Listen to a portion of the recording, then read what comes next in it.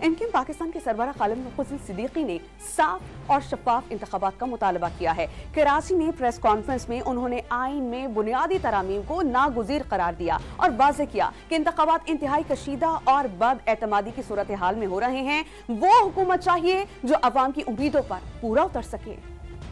8 फरवरी को पाकिस्तान में नए इंतखाबात होंगे, लेकिन ये भी सच्चाई कि ये नए इंतखाबात एक इंतहाई कशीदा, इंतहाई मुनक़सिम, बदएतमादी और महाज आराई लीवी सूरत हाल में हो रहे हैं। इन हालात में होने वाले इंतखाबात किसी सियासी अदम इस्तेकाम का बाइस न बने, बल्कि उससे एक सियासी इस्तेकाम आ सके, एक ऐसी काबिल कबूल जमहूरियत आ सके जो पाकिस्तानी अवाम को